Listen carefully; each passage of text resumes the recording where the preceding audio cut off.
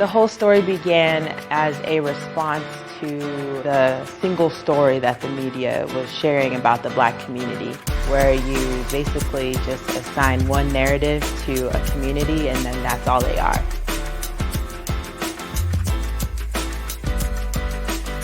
Hi, my name is Rachel Egboro and I'm director, curator of The Whole Story, where 5 individuals share personal stories to expand Black narratives. There's a lot being said about us, so I think it's important to have narratives that are strong and rich and counter narratives of what's mainstream. Being Black in America is being as authentic as I can be. Stories inherently create empathy with the people that they're shared with. Tamir Rice happened in Cleveland in 2014, so that could have been me, really just a kid playing with a toy. When people in the audience who don't look anything like the people who are sharing their stories, they can listen and connect with the experiences, the feelings, the emotions shared that's behind the stories. My story was a journey throughout my life.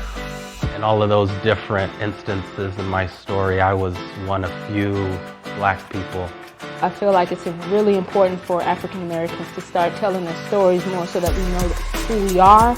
It's always important to just hear individual experiences because those individual experiences add to the whole story. Welcome to The Whole Story Part 2.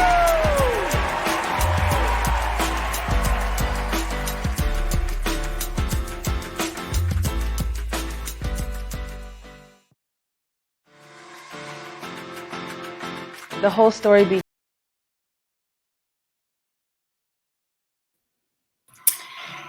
Good evening, and welcome to our first virtual presentation of The Whole Story, Hey Mama edition here at Phoenix Art Museum. The Whole Story is a partnership with Phoenix Art Museum and was created by and continues to be led by my friend Rachel Egboro. My name is Nikki DeLeon, and I'm the Chief External Affairs Officer here at the museum. I'm going to pause for a second and make this sound stop. So just bear with me. Sorry. Okay, this should work better. My name is Nikki DeLeon. I'm the Chief External Affairs Officer here at Phoenix Art Museum. Each installment of The Whole Story, I get the opportunity to welcome everybody to the museum and to thank them for supporting both the museum and storytelling in Arizona. So for tonight, I have a little extra plug.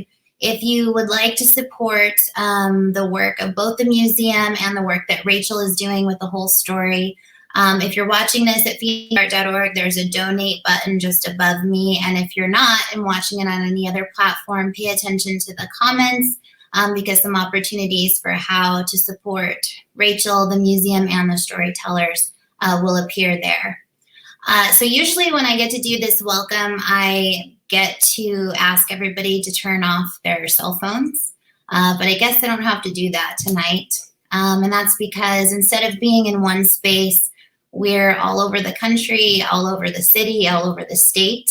And so in these really odd times where everything seems kind of wrong in the world, there's something really right about the fact that amidst the challenges we're facing, that we've all been able to come together to listen to and to amplify stories of the Black experience in America, especially at a time when coronavirus is affecting the Black community more than any other community in our country.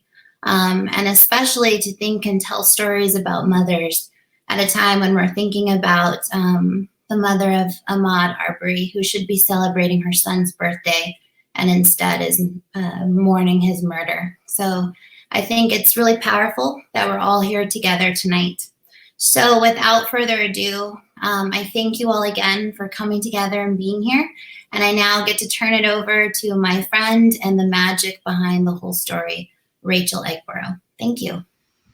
Thank you, Nikki. I'm so grateful to continue this partnership with the Art Museum, and many thanks to Christian for encouraging me to give the digital stage a try. Chimamanda Ngozi Adichie talks about the danger of a single story in her TED Talk, and we all know what the single story is about the Black community. And on this day that would have been his 26th birthday. I'm sending my thoughts and prayers, and I'm sure you're all joining me in sending our thoughts and prayers to Wanda Cooper, the mother of Ahmaud Arbery. While we continue to mourn and cry and protest at the injustice of being Black in America, we must continue to tell our stories to be whole. As we continue to tell our stories, we find hope, we find solidarity, and we find a path forward. And for the first time, I'm excited to connect with each of you across the US. And I know some of my folks in Nigeria are also tuning in, so hello. And speaking of Nigeria, a thing that I like to do to start off the live show, which I'm going to teach you all tonight, is a little calm response that my uncle taught me. It's something that Nigerian griots or storytellers say to start a story. So why don't we bring the other storytellers on screen with me so that I have an audience. These storytellers have told on the Whole Stories physical stage since we started in 2017, and I'm so glad each of you said yes to telling your story. So hello, Theresa, Quintin, Alexus, Ghazi, thanks for joining me tonight. Yes, thank you. All right. All right. So here's how it goes.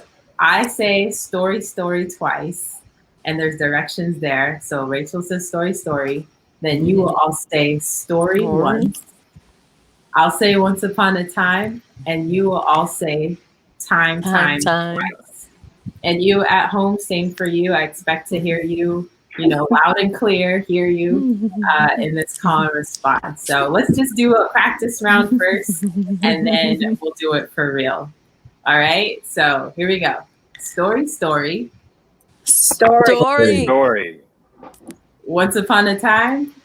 Time. Yes, good. I know there's some delay probably with internet speed. So let's just do it one more time. Everyone all together across the US, across the world. Story. Once upon a time. Time. Nice. What I love about this calm response is that it automatically builds connection and gets everyone on the same page, which is the beauty of storytelling. So our first storyteller is a fellow Nigerian who lives in Boston, Massachusetts. Theresa Okoken is a yoga teacher, social worker, storyteller, and she's also the co-host of Stories from Stage. Please welcome Theresa with her story, My Mother is Beautiful and Perfect, and I Look Just Like Her. Theresa, take it away. Long before I was ever old enough to be trusted with a hot curling iron, I had a jerry curl. Now, perhaps you're familiar. A jerry curl is a crimpy perm with a watery drip. You could Google image search Ice Cube's character in Boys in the Hood if you would like a visual example of this.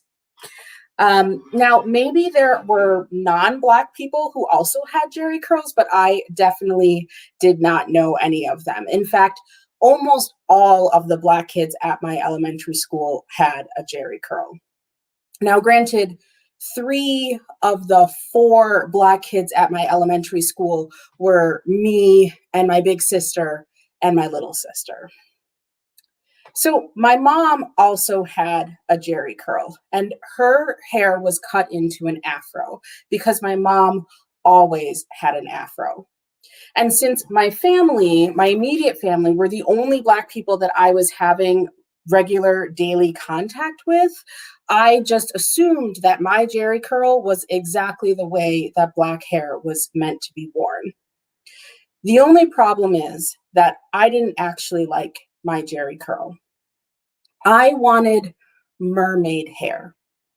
I wanted my hair to be soft and dry and bouncy. I wanted it to blow in the wind and flick over my shoulder. I wanted good hair. I wanted white girl hair.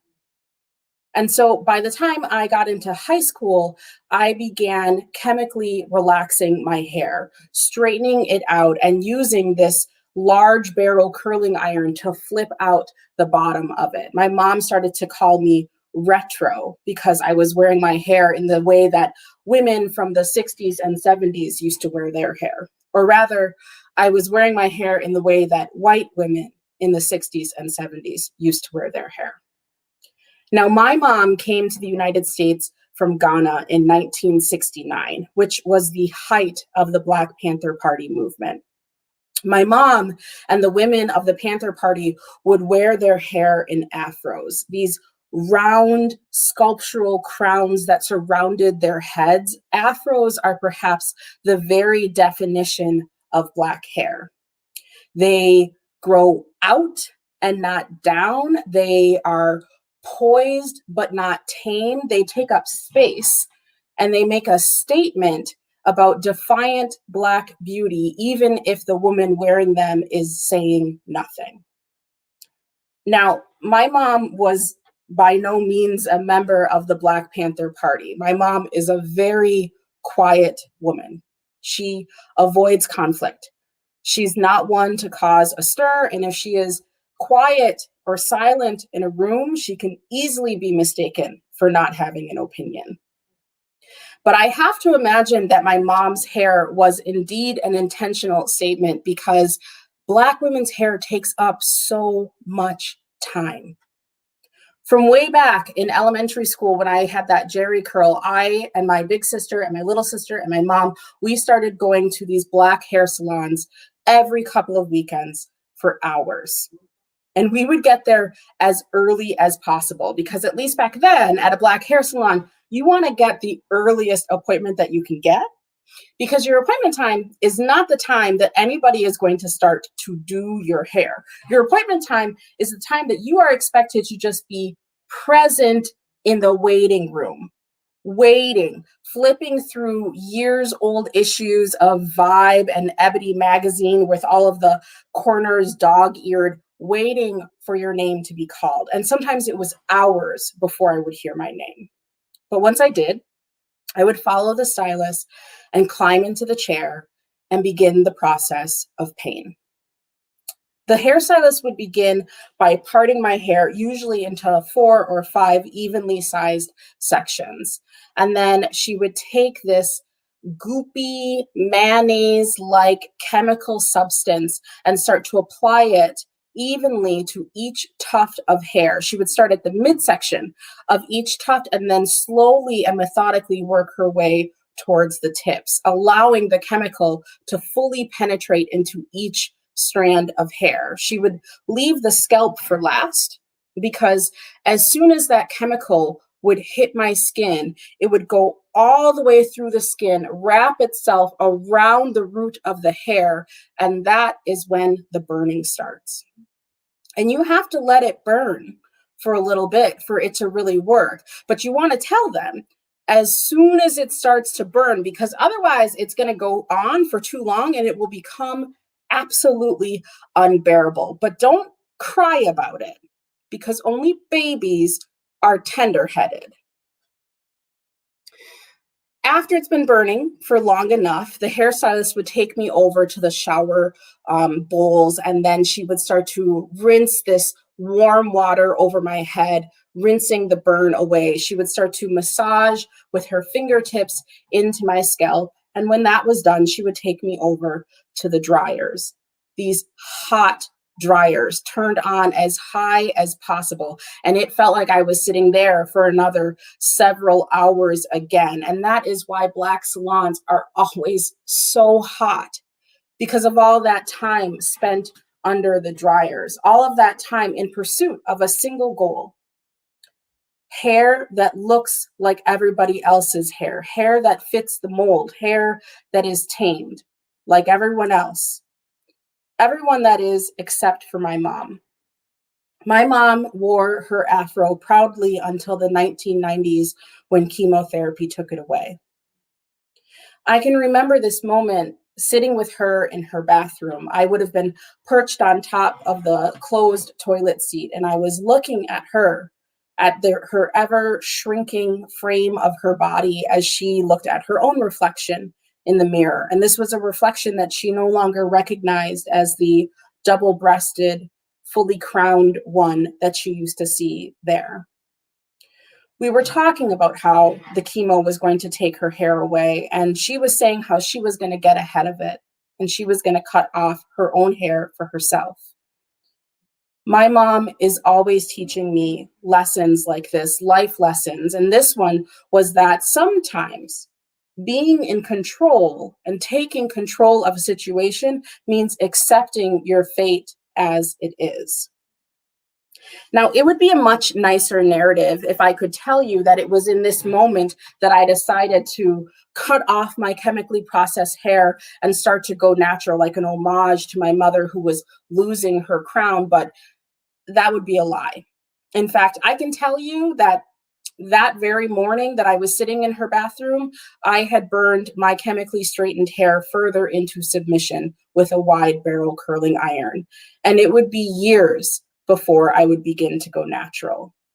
Because going natural takes time. And it took me time to accept my own fate of my hair, to accept this concept of beauty. Even though my mom was the most beautiful woman that I knew, I needed to accept that I had my mom's hair. I had Black girl hair, and I needed to let go of that stupid dream I had of having white girl hair, hair that would be soft and dry and bouncy, hair that would flip over my shoulder, because I was never going to have hair like that. I'm a Black girl, and nappy doesn't move like that. Thank you. Yay, nappy doesn't move like that. That was powerful when you shared it last year at part 10, and it's still powerful today. Thank you. My favorite line that you said was, it took time for me to accept this concept of beauty growing out of my own head. And you're so right. You know, self-acceptance does take time, and sometimes it takes a lifetime. And I know you're speaking to a lot of Black women who have been through this experience or are still going through it, or even other folks who are just learning how to accept their whole selves. It is certainly a process. So Theresa, thank you for sharing your story. Thank you. And yes, thank you. And for you out there, don't let this week fool you. I am team natural under here. So our next storyteller is Dr. Quintin Boyce. He lives in Phoenix, Arizona with his wife, his 2 daughters and son. And that's all I'm going to say about him because I don't want to give it away. I'll tell you in his story. So Quintin, let's get you on here. He originally told his story at part 4 in 2017. And his story is called Dear Mom. Take it away, Quintin. Thank you. I appreciate it. Super excited, super happy to be here. Just shout out to my mom and also my wife and also any and every mom. As we know, Sunday is Mother's Day. So happy Mother's Day. Dear Mom. As a kid, I remember my mom working multiple jobs to make ends meet, to provide for her and I. And I can't say that I appreciated that as a kid like I do now as an adult. But one thing I do remember as a kid is that we were always late for everything. There was one morning, and it started out like every other morning, trying to rush out the house to get me to school on time. I remember we left the house, we were fighting traffic, we pulled up right in front of the school, just minutes before the bell was set to ring. I kissed my mom goodbye, I jumped out the car, and I ran. I ran into the building, and I ran up the stairs. Scarf dangling behind me, snot plastered to my nose because of the cold Chicago air. I ran. I got to the very top stair, and I tripped. My book bag went in one direction. My lunchbox went in another direction as I face planted right in front of the classroom door. Mrs. Edwards, my 4th grade teacher, who was the meanest person I knew at age 9, came walking out and said, "Quintin, you're late again. Get in class." And while being late was never my fault as a kid, I always ran. I ran because I never wanted to let my mom down. You see, for my mom, the most important thing was for me to do well in school. And even though we didn't have a lot, she always worked multiple jobs to send me to private school because my neighborhood options just weren't that great. And the tough part is that while I had access to amazing opportunities at these schools, I always did just enough to get by.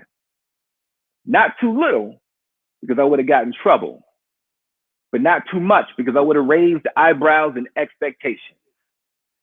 There was one time later in my middle school career, my grades started to slip. And my mom had the bright idea of calling a parent-teacher conference, which was me, her, and all of my teachers in the same room at the same damn time. Now, I would have preferred to go through a voluntary circumcision procedure as opposed to go to that meeting. I'll never forget the night before, I could not sleep. I laid in my bed thinking, how can I make sure that my mom is late one more time? And as I laid there, I got an idea. I thought, if I take a metal butterfly clip and open it in such a way that I could connect it to a wooden clothespin, I could take that device and shove it into the wall power outlet to short circuit the fuse, resetting her alarm clock, thus canceling her alarm. Genius. I had my plan. I would get up 15 minutes early the next morning to pull off my heist. And the next morning I got up. And while I didn't die from electrocution, I almost died from the wrath of my mom after that meeting. Later in high school was more the same. I did just enough to get by. Not too little, because I would have got in trouble, but not too much, because I would have raised eyebrows and expectations. I remember the fall semester of my senior year, it was time to make the final decision about going off to college. And in my household, it was never about if, it was more about where. And I made the decision I wanted to go to college in Arizona because my brother, my dad, and sister, they lived here. And I would only see them historically twice a year. I remember I made a special trip out to Arizona that fall to go visit the 3 in-state universities to decide where did I want to go. My first stop went to Flagstaff and visited NAU, and quickly realized that I'm trying to get away from cold weather and snow. So I couldn't go to NAU. I then went to Tucson to visit the University of Arizona. And after living in Chicago, there was no way I could live in Tucson, more infamously known as the anus of the earth. So by default, it was Arizona State University. And not because I was loyal or a fan of the Sun Devils, but just because the other 2 options sucked. I got back home, I filled out my application, and I submitted it to Arizona State University. I was immediately excited to start this new chapter of my life. But at the same time, I had to hide my enthusiasm because it was all really difficult for my mom. Her only son going off to college, but not just college, one that's from the other side of the country. At school, I was immediately a star. All of my friends were going to college somewhere in the Midwest, with the most exotic place being Kalamazoo at Western Michigan University, but not me. I was going to Arizona State, and people knew that was a party school. All my friends, all my partners, they would ask, what is it like? And I lied. I made up stories. I said, man, it's so hot in Arizona, the girls go to class naked. All right, not naked, but they don't wear no tops. My boys were like, no tops? I was like, yeah, no tops. I spent the next month waiting for my admission information from Arizona State University so I would know which dorm I was assigned. I spent time planning every hour of every day of the freshman only orientation week. I circled events that I wanted to visit and attend during that orientation week on a calendar that I swiped when I made my visit. Then one day it happened. I got home, and I always got home before my mom. I checked the mail, and in the mail was a letter from Arizona State University. It was time. I was excited. I grabbed my letter. I ran in the house. I ran to my room. I sat on the bed. I ripped the letter open and I read it out loud. Dear Mr. Boyce. They're already calling me Mr. in Arizona. All right. We regret to inform you that you have not been accepted to Arizona State University. We regret to inform you you've not been accepted. Not been accepted. What the hell? Was I the first person in history to not get accepted to Arizona State University? I just sat there, dumbfounded, reread the letter several times. I didn't get in. I didn't get accepted. Hours went by and I just sat there, never moving, shocked. I didn't get accepted. Years of finally just getting by caught up with me. I felt like my life was over. I only applied to one school. It was my first choice and my safety school. And now I have no place to land. After some time, I shook it off and I said, you know what? I'll figure it out later. I'll figure it out later. I hit the letter and went back to my normal routine. My mom got home later that night and I said nothing. I went to school the next day and I said nothing. Decided I was going to just fake the funk, just live it up, and just live it live. At the same time, those end of the year college celebrations were starting to pick up. And I did my best to dodge any question that had to do with college or going to Arizona to attend Arizona State University. I did that for a while. So about a month after my denial letter, I started going through a cycle of grief and I had shifted from being upset to pissed. I was mad at ASU.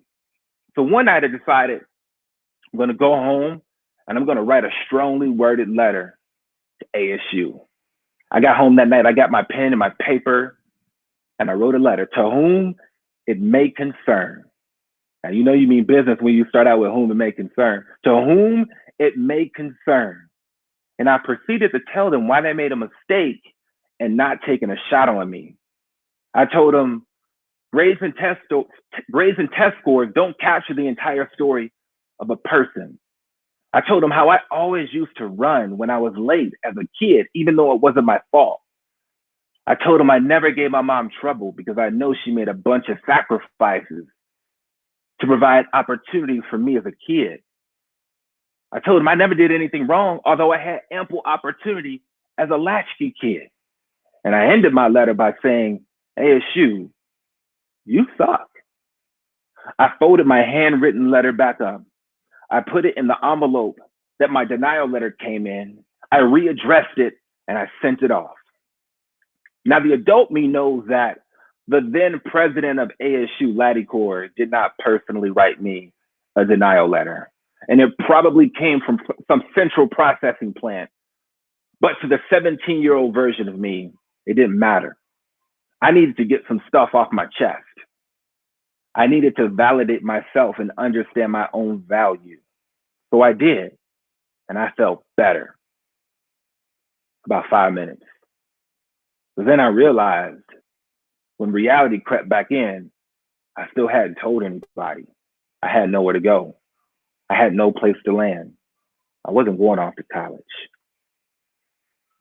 I gave myself a week. I said, in 1 week, I'm going to tell my mom. I'm going to tell her. That week came and went, and I still didn't have the balls to tell her. But I was still attending all the end of the year celebrations and the parties and the festivities. I was living it up. I was faking the funk, and I was living a lie. By now, we're quickly approaching May, and it's starting to get real. I have to tell people there's nowhere for me to go. I made another attempt. I gave myself another deadline. I said, I'm going to tell my mom. For real this time. For real this time. I'm going to tell my mom in a week on Saturday. That's what I said. Promised myself. That week went by faster than any week in my life. Monday went by. Tuesday went by. Wednesday went by. And on Thursday, I got home from school like normal before my mom, and I checked the mail. And in the mail, there was another letter from Arizona State University. I immediately got upset. You already denied me. What more? What more do you got to say? I took the letter. I walked through the house. I went to my room. I sat on my bed and I opened it. And I read it again out loud. Dear Mr. Boyce. Here we go with the Mr. thing again. We are pleased to inform you that you've been accepted to Arizona State University on conditional probationary terms. I've been accepted. I've been accepted. Thank you.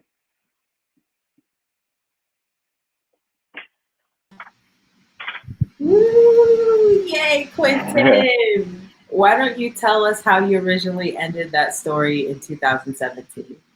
Yeah, so in 2017, that was the only second time I told that story out loud. First time I told it to a kid who was having a difficult time. And when we were live at the art museum, I read the story, and at the end, it said, the most amazing thing about this story is that tonight, it's the first time my mom's hearing it.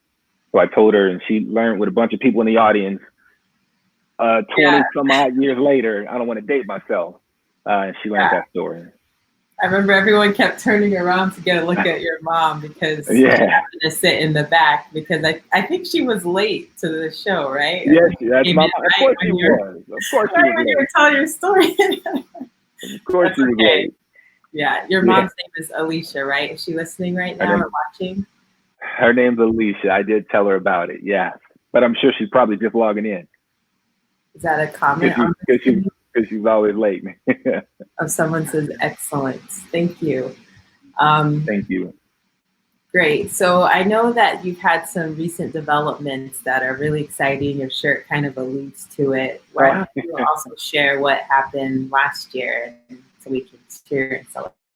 No, I appreciate it. So last year, I was super fortunate and blessed. I've been working in Phoenix Junior High School District for about 15 years and started as a teacher and made it all the way up to the executive team after being a principal at a few schools. And I got approached about taking on a new endeavor. And so now I am about a year and a half into a new role as the superintendent of Roosevelt School District, which it is right in the middle of South Phoenix. And I had loved my previous job. But Roosevelt is the densely populated with beautiful Black people. And so to be able to go be a leader in that community and lead that district where there are so many students that look like you and I has been truly a blessing. So I've been in that role as superintendent for now about a year and a half, and I love every minute of it. So every time I get to promote and brand my district, really working hard to change the narrative of South Phoenix and Roosevelt. Yeah, and I can see the pride, and we're definitely proud of you being the first Black superintendent of Roosevelt School District, a long time coming, and hopefully not the last, right? You know, same thing that we say about the presidency, right? So, no, I appreciate it. Thank you, Quintin, for sharing your story. And there you go, 2020 seniors. You never know what could happen if you advocate for yourself and you speak up. So don't give up, and as Quintin says, validate your own value. So our next storyteller is Ghazi Hamza Muhammad. He is a native of St. Louis, Missouri, and Ghazi currently resides in Phoenix, Arizona, where he's an author and entrepreneur and founder of Felon 2.0, which is an empowerment program designed to help others break free from their self-imposed prisons and enjoy life beyond the walls. So here is Ghazi, who also shared his story with Quintin in 2017 at part 4, and his story is called The Great Carry. Thank you, Ghazi, for being with us. Take it away. Thank you. Yes, ma'am. Thank you, Rachel. I appreciate it. I always love to be a part of the whole story. Thank you for this beautiful platform. It's awesome. I always enjoy Quintin's story. May 28th, 1971 was a great moment. I mean, it was the day that Paul McCartney released his second album. It was the day that the great basketball player Kareem Abdul-Jabbar got married. But more importantly, It was the day I was born. You see, I was born to a young mother, age 16, my twin brother and I. That was her third child.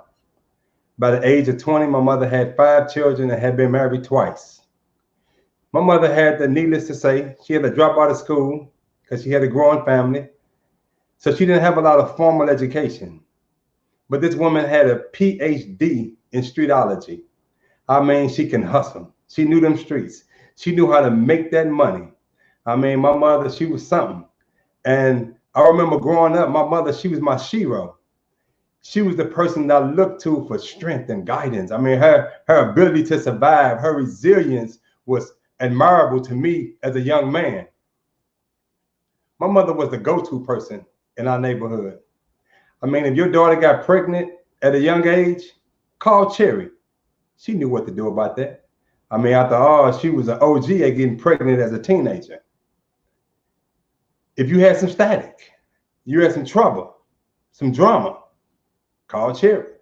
I mean, she carried 2 big old guns and wasn't scared to use them. If your water got turned off, hell, call Cherry. She knew how to turn your water back on. I mean, this woman was the go-to person in the hood. So I grew up looking at my mother being the person that everybody turned to, that many people turned to in our family and the community, because she was strong. And it seemed like she always knew what to do. Now, me, on the other hand, I was a wayward child. I was something else. I was more than a handful. I was 2 handfuls, 2 feet, and probably a backpack. That's the kind of trouble I got into, in and out of juvenile, run away from home at least 6, 7 times before age 14, a drug rehabilitation center. I mean, getting shot at. I mean, just into all kind of trouble. Well, as a sophomore in high school, going into my junior year, I wound up getting into a lot of trouble. And I wound up being sentenced and spending the next 7 years behind bars. And I remember while I was there, I was like a sheep among wolves. I was young, but I was strong. But still, I was in a hell of a situation, very dangerous environment that had me in Supermax, where people didn't care nothing about taking your life. People didn't care nothing about your emotions, because in that environment, emotions was a weakness. So you wasn't permitted to express no emotions, because nobody cared about what was going on with you emotionally. All they was concerned about was that time. And I remember over the years, I would call my mother and collect call from the Department of Correction and she wouldn't answer. I'm confused, like, man. I would call again, collect call from the Department of Correction, click. Maybe she changed the number or something. Let me write her a letter. So I began to write a letter to my mother. I wouldn't get no response. And I'll write another letter and I wouldn't get no response. About my 4th or 5th year into prison, I received a letter from my mother. And she was in a drug rehabilitation center. You see, she started getting high on her own supply. She was a hustler when I was coming up. When I say hustler, I'm talking about pistols, Cadillacs, and gold teeth. That was my mother. But she started getting high on her own supply.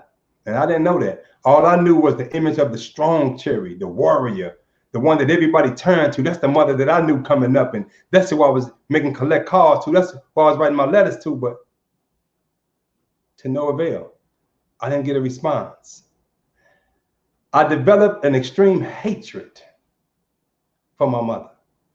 I disconnected myself totally from the outside world emotionally.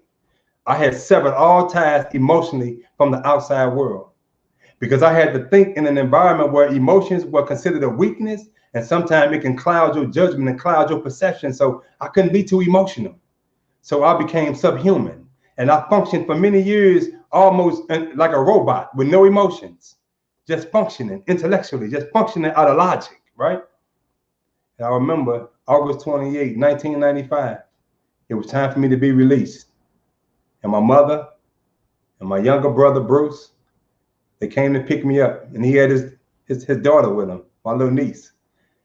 And I got this hatred on the inside of me. Like, man, I called you and you didn't answer. I mean, I wrote you and you didn't respond. You know, I didn't say nothing, but because I was happy to be out. I was happy they came to get me, but the ride home was very unusual.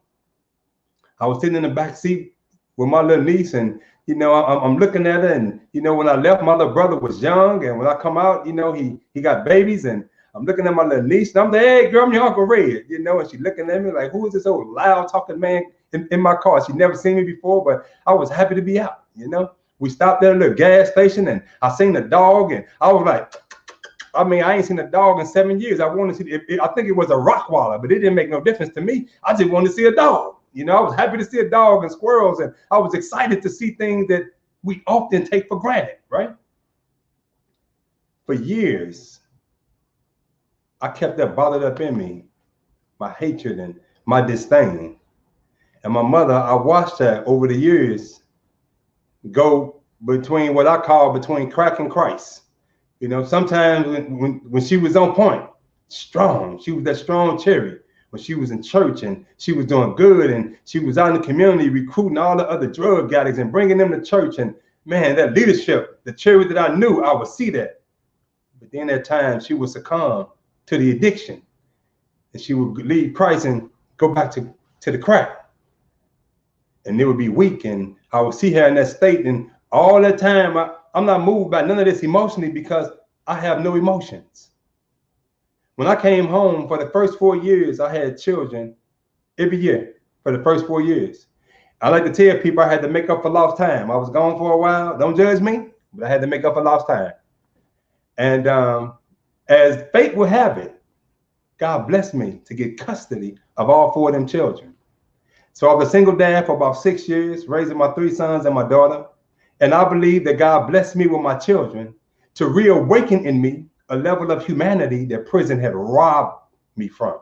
It had took that away from me because I had to, at some point again in my life, be concerned about people other than myself. I had to love and respect and nurture somebody other than myself. It wasn't me against the world no more. I had children, and I believe God blessed me with them children to quicken in me once again that human side, that humanity side, that part of me that was coming alive. So one day I was listening to a lecture from the Honorable Minister Louis Farrakhan on atonement. And in his lecture, he was talking about that if you had trouble with someone and they offended you and they hurt you, to go to that person, point out the area that they hurt you in, point out the wrong, let them know how you feel so y'all can clear the air and start afresh, take the relationship to another level where it won't be severed ties. So I said, I'm gonna do that. I remember I got in my car in St. Louis. I rode out to the county area. My mother lived in the little county. And I'm rehearsing in my mind how I'm gonna say this to my mother. I'm gonna tell her how I feel. I'm gonna let Cherry know how I feel because I don't wanna keep this in my heart and in my mind no more. I wanna get this up off my chest. I wanna atone with my mother because I wanna be able to empathize and sympathize and I wanna be able to feel her pain, but right now I can't because collect call from the Department of Correction and click. I wrote you letters and you didn't respond. I can't feel it right now. So I remember pulling up to the parking lot, getting up out the door, opening the door and knocking on the door. And you know, she was cooking at the time. I can remember like it was yesterday. I walked into the house, it was smelling good. She was cooking some fried chicken and some macaroni and cheese. I'll never forget it. And I said, hey, mama. She said, hey, baby, what's going on? Gave me a kiss on the cheek. I gave her a hug. I said, Mom, I want to talk to you. She said, what's going on, baby? And she was stirring the chicken. You know, she was turning the chicken over in the hot grease. I'm smelling the chicken and I'm debating to myself, do I tell her before or after I get this plate? Should I talk to her before? I mean, you know, this mama's cooking. That's all I'm saying. Mama can burn. So I'm debating to myself, do I tell her how I feel before I get this plate or after? She said, what's going on, sweetie? I say, Mama. She looked at me. I said, I hate you. My mama looked at me. She put her hands on that skillet with that grease, like she's gonna throw it in my face. And I said, hey, hold on, because this Cherry now, you know, she don't play. I said, hold on, let me explain to you why. I say, Mama, when I got locked up, I needed you. I mean, I called. You didn't answer my calls. I wrote you. You never responded. I mean, you didn't come see me. You didn't send me money. You didn't, I mean, it was rough in that, right? And what my mother said blew my mind. Her response, my mother looked at me with tears running down her face. And she said, son, when you got locked up, it was absolutely nothing I could do about that. No street credibility, no money, nothing that I can do. I talked to lawyers, wasn't nothing going to get you about that situation. You was definitely about to go to prison. And she said, because I wasn't the most spiritual person at that time, I didn't turn to God. I didn't start praying. She said, I started smoking drugs to escape the pain of what my son was about to go through. Oh man, my heart dropped. I'm thinking I'm justified in my pain. I'm thinking this anger is justified. Damn it, you weren't there for me. I needed you. You my mother. You was there for everybody else when I grew up. You was there for everybody, but you weren't there for your oldest son. I'm thinking I'm justified in holding that. And here she telling me that your little delinquent behavior was one of the contributing factors of me becoming a drug addict, me becoming addicted to crack, because I wanted to escape the pain, because I didn't know if you was going to live or die in that. I didn't know if I was going to ever see you again, and I loved you, son. So I didn't pray. I started smoking because I wanted to escape the pain. I didn't want to remember. I didn't want to think about it. So I started smoking more and more and more. Ah, my heart dropped. And I hugged my mother, and we atoned. And I said, man, I love you, Mom. Man, I love you. And years later, before she passed away, it's the power of atonement. I was here in Phoenix, Arizona. I left St. Louis. Been there 14 years. I moved out St. Louis, moved with my family here to Phoenix. And I just got that feeling that something was going on with Mom. You know, I had to go to St. Louis. And she had been dealing with cancer and, you know, struggling with the addiction. But this woman was resilient and she was strong. I mean, she'd been on hospice like 2-3 times. You know, I mean, she'd go to hospice and come back off. They give her 6 weeks to live. She'd come back off. This woman was strong. But this particular time in 2016, she was on my mind, so tough. I told my ex-wife, I said, man, I got to go see Mom. I got to go to St. Louis. She said, well, what's going on? I said, I got to go see her. Now, we had seen her in horrible situations before. She bounced back up out of it. So, you know, it wasn't nothing. This is the great cherry. But this particular time, I got my plane ticket. I flew down there. I didn't tell my family I was coming. The only one who knew I was coming was my big sister, who I stay with when I go to St. Louis. She the only one knew I was coming.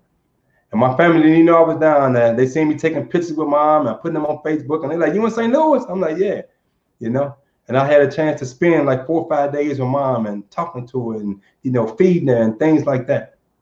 And when I flew back to Arizona, 2 days later, it was during this month of Ramadan. How ironic. It was during this month of Ramadan 4 years ago.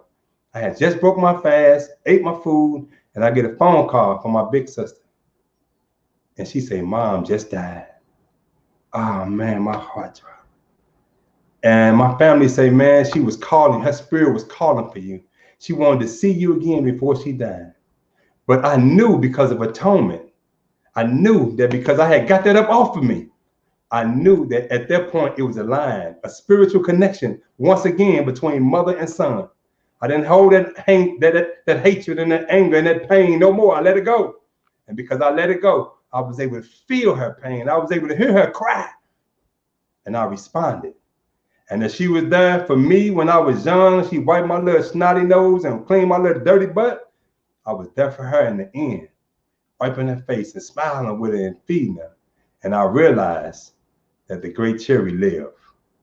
Thank you.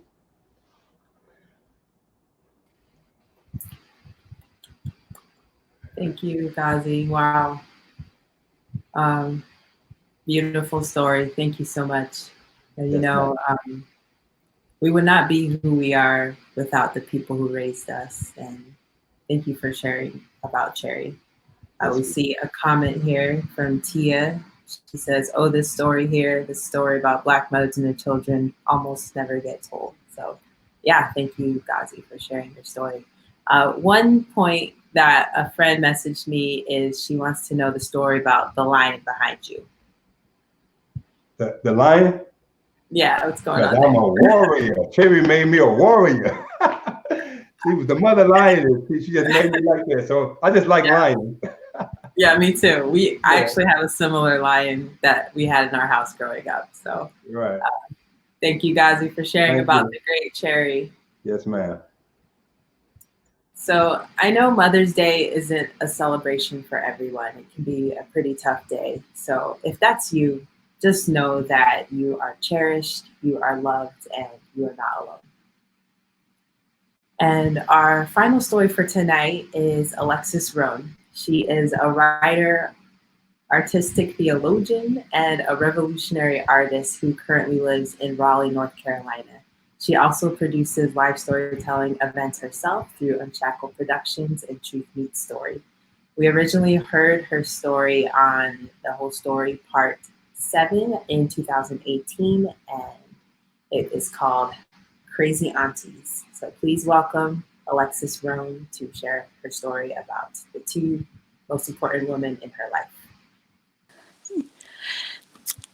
Thank you, Rachel. I have so enjoyed hearing all of the stories about people, just the beautiful stories of moms. And but tonight I'd like to pay homage to two women, my two maternal angels. In fact, I am a reverently irreverent minister because of 50 years of influence by my hyper-religious mother and my crazy auntie. She's my mama's baby sister. And they're about 3 years apart. And most of my life, they've not lived more than 2 miles apart, but they're very different. Mama loves Jesus Christ and Hillsong worship music. Auntie loves Jesus Christ and Johnny Taylor. May he rest inside the walls of soul heaven.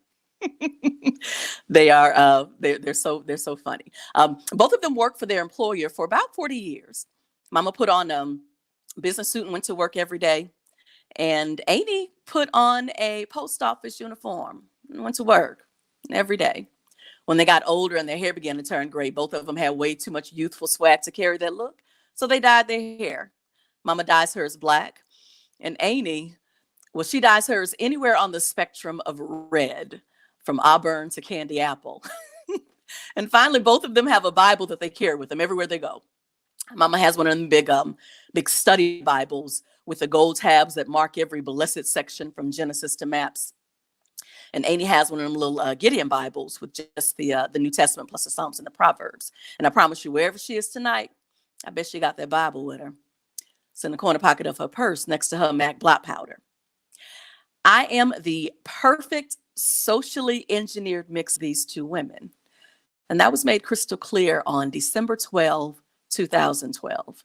I was in Houston for my goddaughter Destiny's 12th birthday. So on 12/12/12, Destiny's turning 12.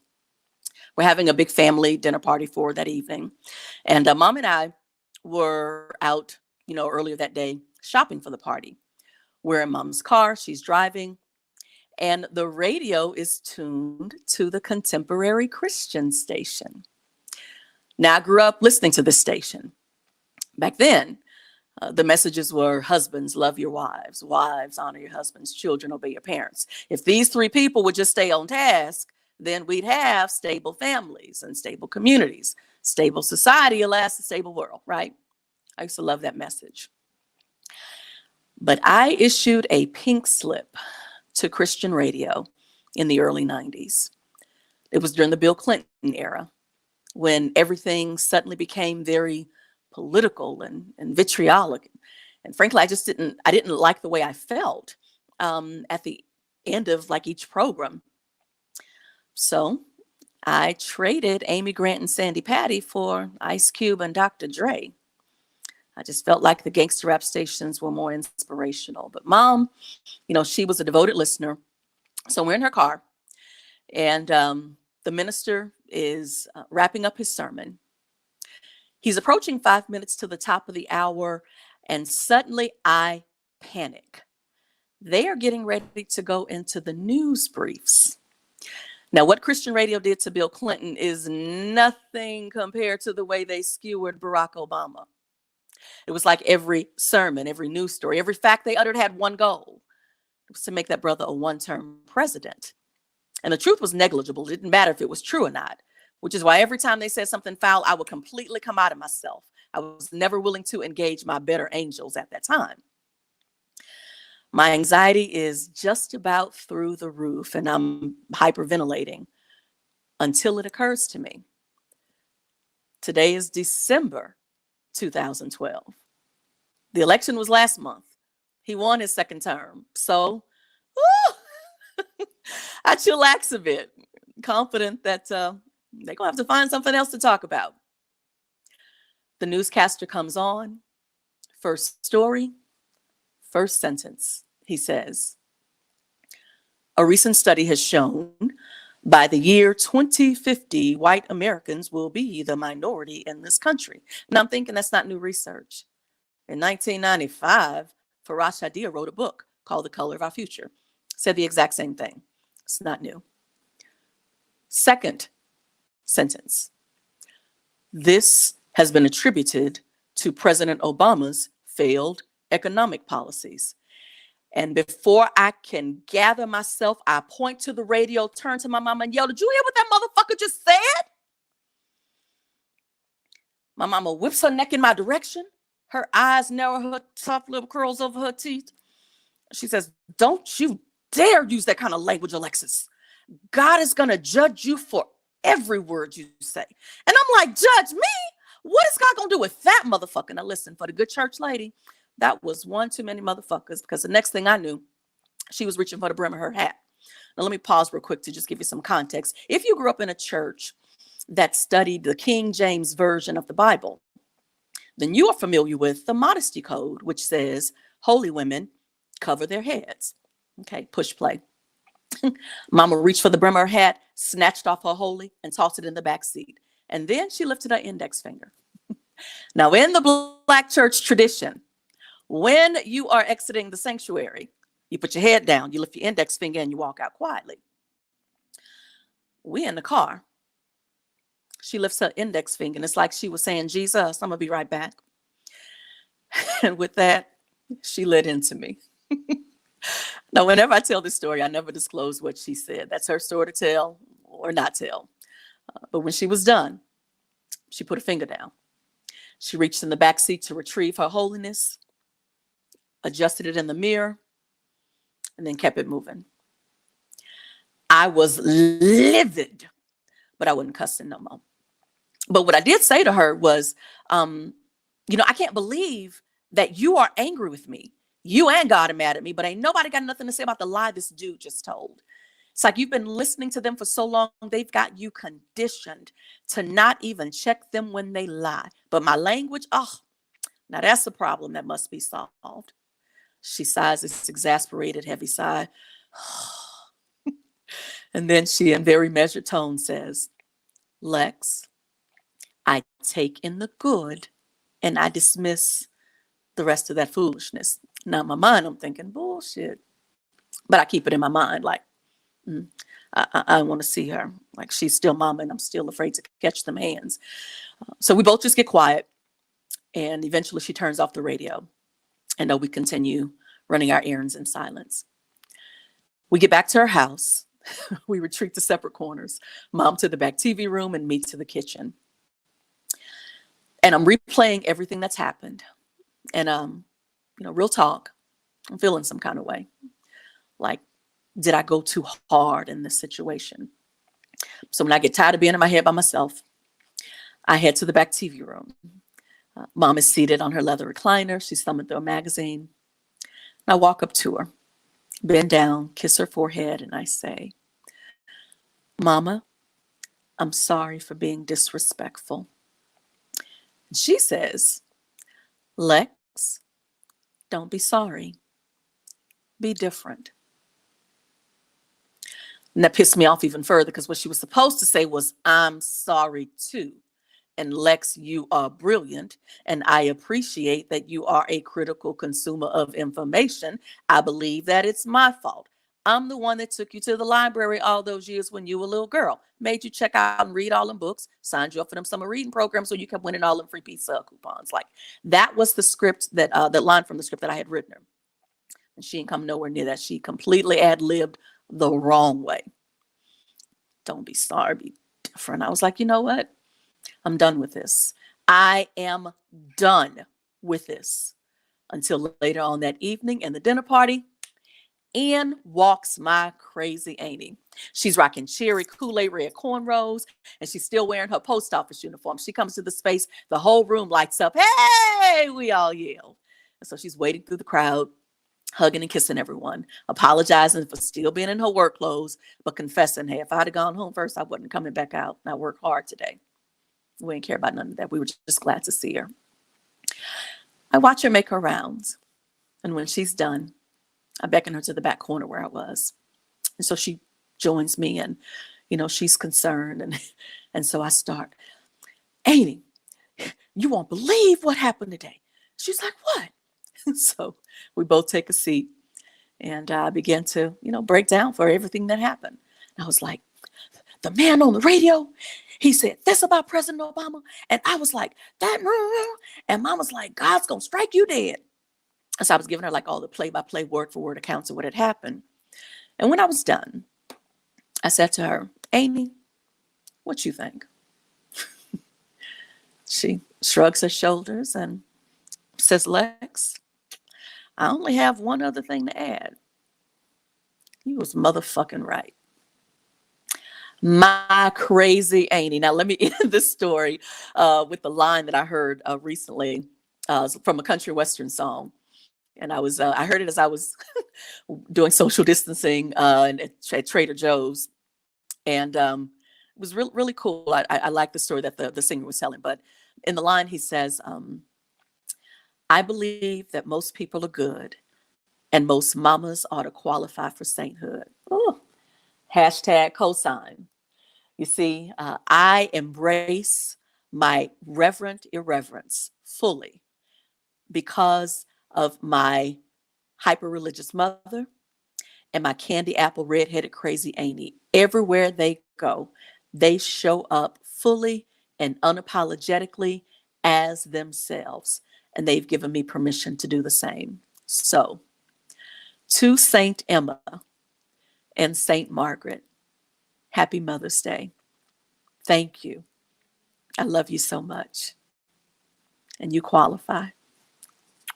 Both of you.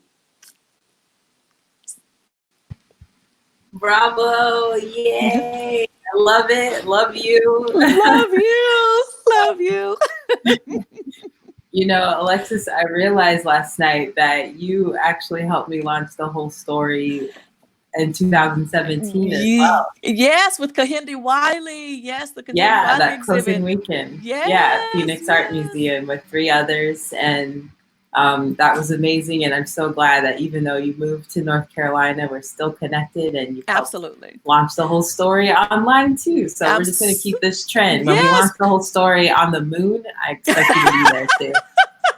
I am there, and I am so, so proud of you. Congratulations on all of this. Just continue to grow and glow. Thank you. All right. So before we bring the storytellers up for a final bow, I just want to invite you to stay in touch with us. Follow us on Instagram and Facebook at The Whole Story Show. We'll keep you posted about future events. Maybe the moon one day, maybe not. I mean, I don't know. You never know. We're in that time. I love hearing Alexis laughing right now. And then if you're interested in being a part of The Whole Story and sharing your story on this platform, visit thewholestoryshow.com and click pitch. You know, maybe we'll see you on the digital stage soon, especially now that we're expanding. You can be anywhere and share your story, whether you're in London, Nigeria, Australia. We'd love to have you.